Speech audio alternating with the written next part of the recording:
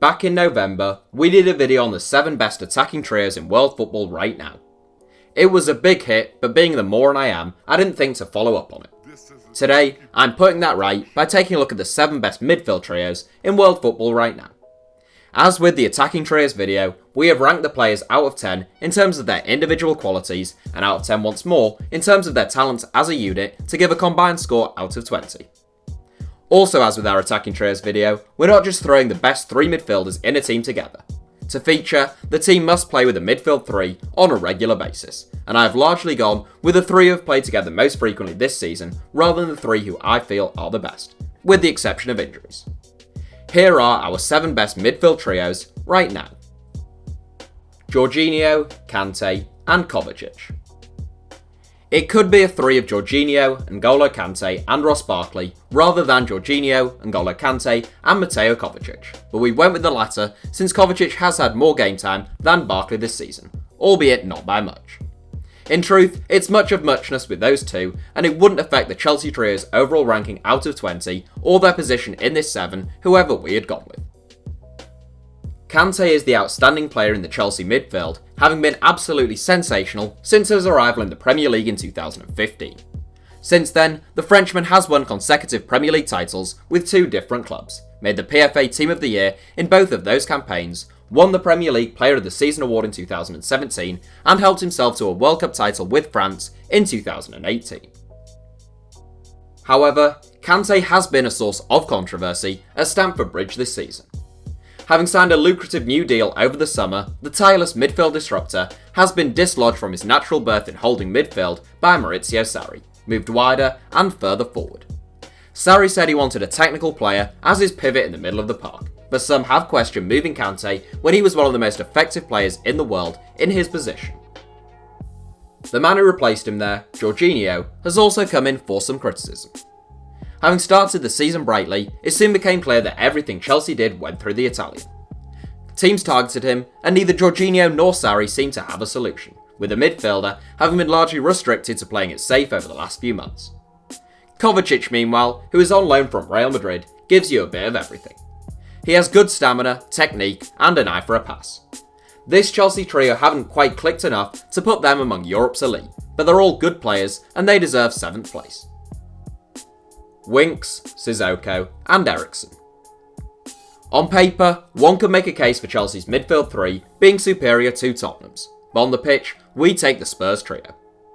Tottenham can be quite fluid with their formations, and Maurizio Pochettino has chopped and changed it depending on their opposition a few times this season, but we think they play a definite midfield 3 often enough to qualify for this 7. The likes of Victor Wanyama, Eric Dyer, Oliver Skipp, and until very recently Moussa Dembele could also have been considered here, but Winks, Sissoko and Eriksen has been Pochettino's most favoured trio so far this term, so that's why they're the 3 that we've gone with. Winks tends to be the pivot, coming deep to get the ball, working hard and looking neat in possession. Rarely incisive in the pass, but rarely careless either, the Englishman is constantly improving, and he could be the answer to a couple of Gareth Southgate's midfield dilemmas if he can become a mainstay in this Tottenham side. Sissoko looked like a dreadful piece of business by Spurs at £30 million in his first 18 months to 2 years at the club, but Pochettino persevered and once again the Argentine has been well rewarded. Sissoko has always had talent, but he's far from a luxury player in the Spurs side these days. A strong runner both with and without the ball, Sissoko is a powerful presence in the Tottenham midfield, and he put in some excellent big game performances prior to his injury against Manchester United this season. Finally, we save the best till last with Christian Eriksen. Just a wonderful footballer who tends to operate at the apex of this midfield 3, Eriksen has been fantastic ever since his arrival in North London from Ajax, but he gets better and better every season. His passing and crossing abilities are superb, his placement from range is devastating, and on top of being a magnificent technician, he's also relentlessly hard-working. Eriksen is a gem that Tottenham can't afford to lose, and he ensures that they feature in this 7. Wijnaldum, Henderson and Milner. This has been a very Premier League heavy 7 so far, thanks in no small part to the fact that so many top flight English clubs are opting to play with the midfield 3 at the moment, and in 5th place is Jurgen Klopp's Liverpool trio. Liverpool have an embarrassment of riches to choose from in midfield, although the players in question share an awful lot of attributes. I would probably include both Fabinho and Naby Keita in my strongest Liverpool midfield trio, with the talented but injury-prone Adam Lallana another option, as well as Alex Oxlade-Chamberlain when he returns to full fitness. But Wijnaldum, Henderson and Milner has been Klopp's preferred three so far this term. Wijnaldum was considered a luxury player at Newcastle, typically deployed in something of a free role, where he could drift in and out of games, occasionally looking a world beater and occasionally looking invisible. That's all changed at Anfield, where Wijnaldum has played much deeper and been much more dependable.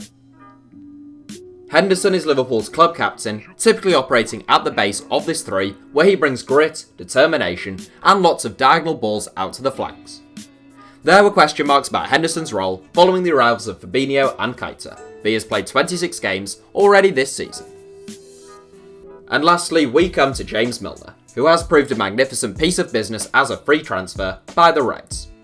A first-class professional who would go quietly about his business, even if Jurgen Klopp asked him to play in goal, Milner is fantastically versatile, intelligent both in and out of possession, and he will run for days. This Liverpool trio would take top spot in terms of energy and application, but perhaps just lacks some of the craft, guile and individual brilliance of those that feature ahead of it.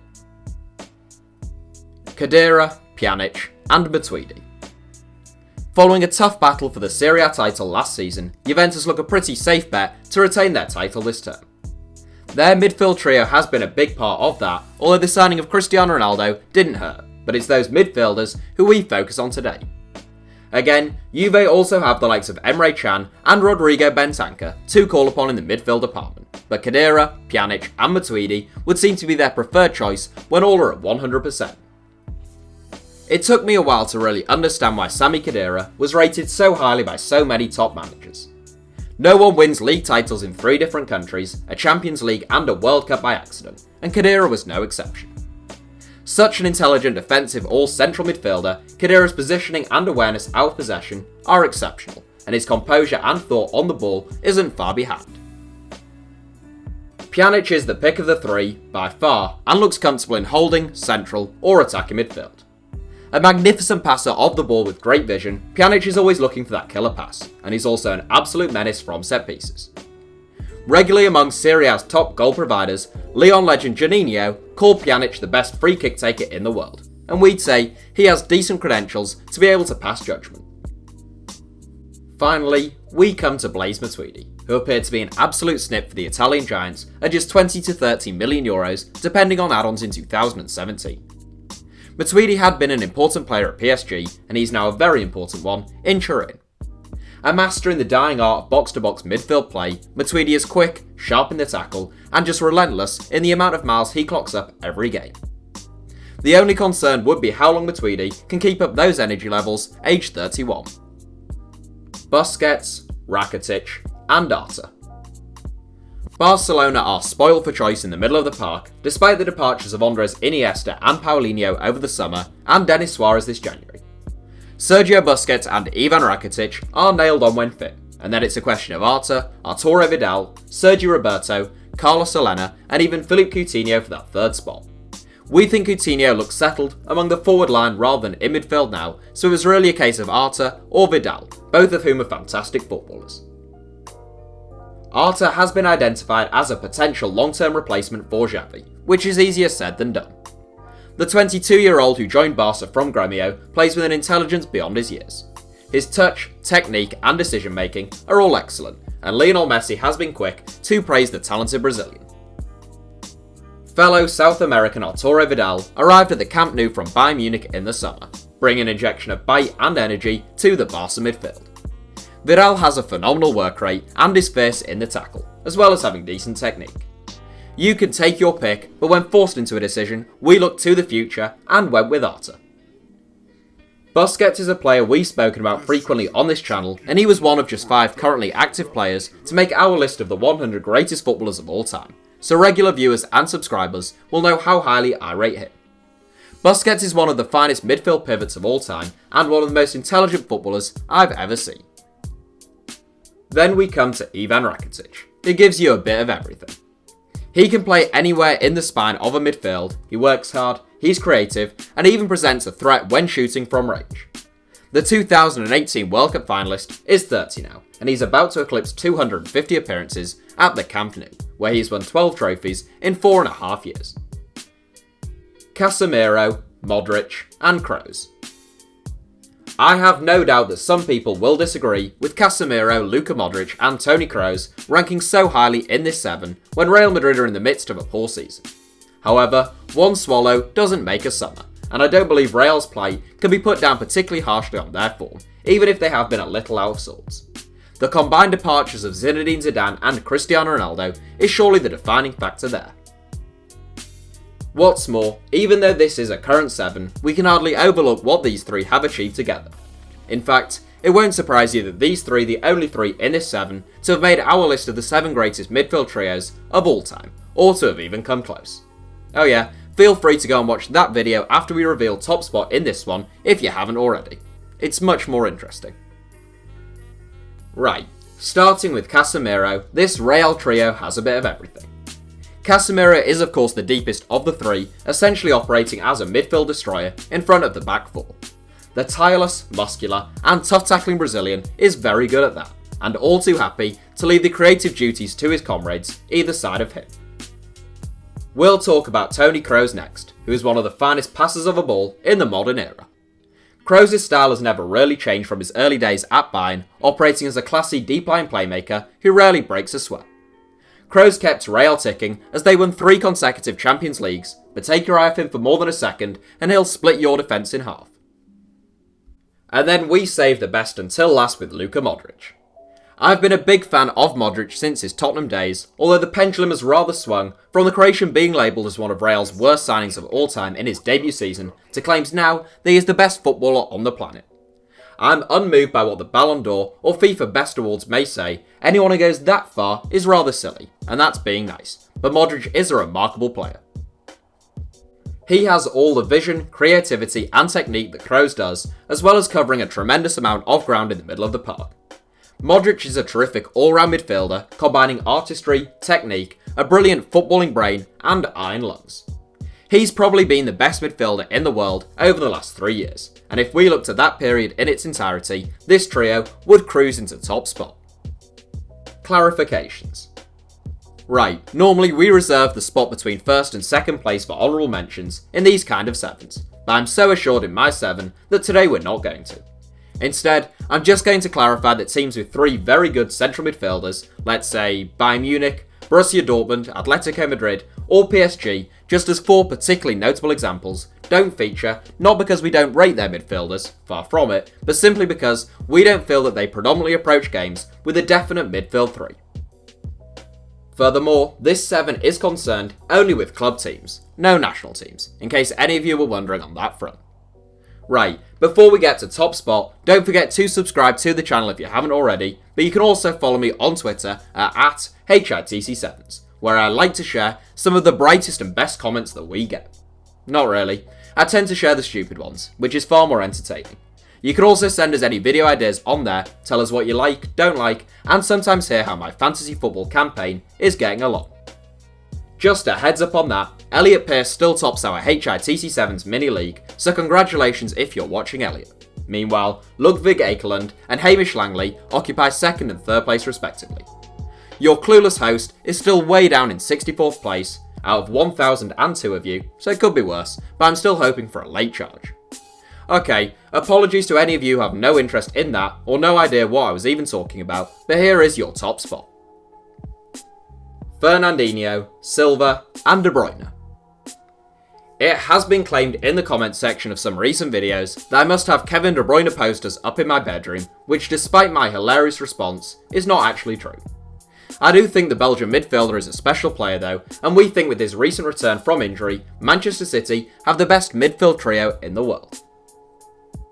I'm going to have to work hard on not sounding too gushy here, since Fernandinho, Silva and De Bruyne are all players I'm huge fans of, and now I can reinforce that I am not a Man City fan.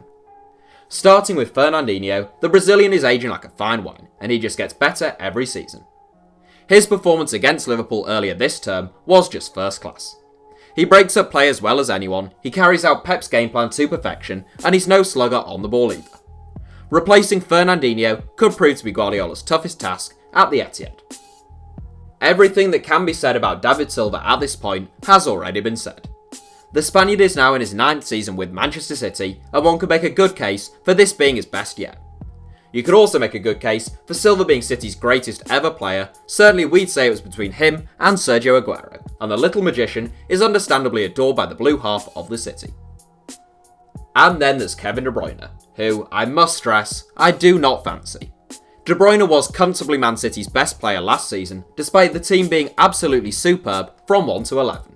His touch, weight of passing and vision are second only to Lionel Messi in world football right now, and I'm not sure we can pay him a bigger compliment than that. In terms of both individual ability and their quality as a unit, this Man City trio is outstanding, so they get our pick as the best midfield trio in world football right now. Right, thanks for watching. The YouTube comments section is nothing if not a collection of wonderfully contradictory opinions and death threats. We're big fans of the former, so let us know your views below with regards to this video and any future videos you'd like to see from me. And as always, don't forget to subscribe, give us a like if you enjoyed the video, and check out at HITC Sevens on Twitter.